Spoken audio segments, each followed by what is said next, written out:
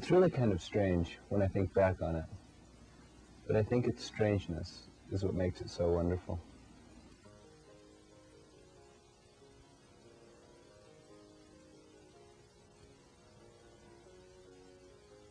I live in a small apartment by myself. I see lots of people move in and out, old ladies die off, young people in love get married and move away. So when I heard about a new tenant moving in, it didn't really excite me that much. I learned his name was Jason. He would be moving in at the first of the month. And I figured, oh, great, maybe there's another new guy to watch Monday Night Football with. But then I found out Jason was a fish. Ooh, you know, a fish moving in. It might seem kind of shallow of me, you know, to discount the fact that he was a fish. Because, you know, a lot of times I don't like to step out of my comfort zone. All my friends look the same way that I do, dress the same way, have the same tattoos as me. I'm not sure when or exactly why, but I decided to take the first step and go over and introduce myself to Jason.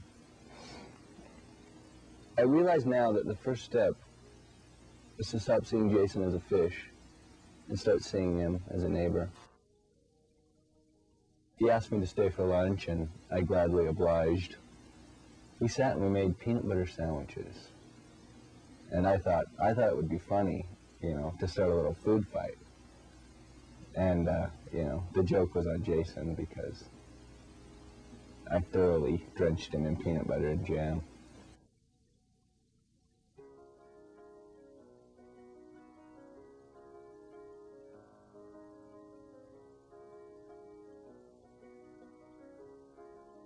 I'll tell you what the best part about the food fight was the making up and the cleaning up.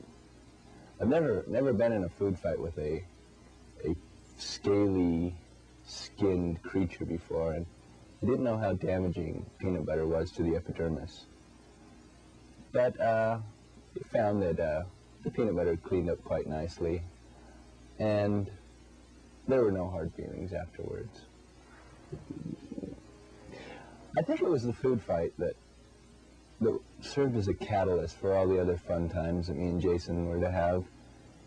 We started filling up water balloons and launching them from my apartment, and then just laughing at passersby as they walked disgruntled down the sidewalk, wet, face dripping.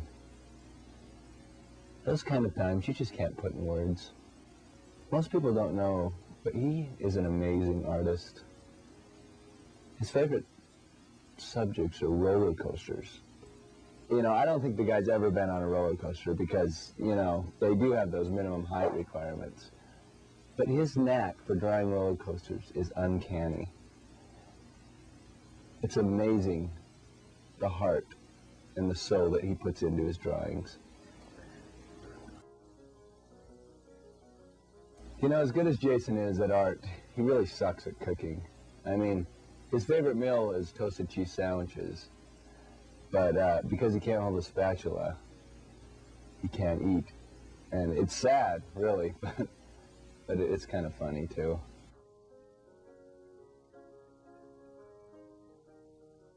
It's amazing how one little situation can awaken you to the fragilities of life and relationships. Near tragedy almost struck one day when Jason was playing in my apartment and my roommate was vacuuming, and he mistook Jason for a fish-shaped piece of dirt. As I pulled Jason's body from the coils of the vacuum cleaner, I realized he was dead. Well, he wasn't really dead, but he looked dead. It kind of shook me up. Everything turned out okay. All Jason really needed was a drink of water and a little cleaning up. But you know, it really made me think. It was at that moment when I thought I'd lost him that I realized how much Jason's friendship meant to me. I realized how silly my own prejudices were and how important it is to see past the surface to the real being. The Bible says that iron sharpeneth iron, so a man sharpeneth the countenance of his friend. I'm glad that Jason, as a fish and I as a non-fish, I believe is the politically correct term, have been sharpened.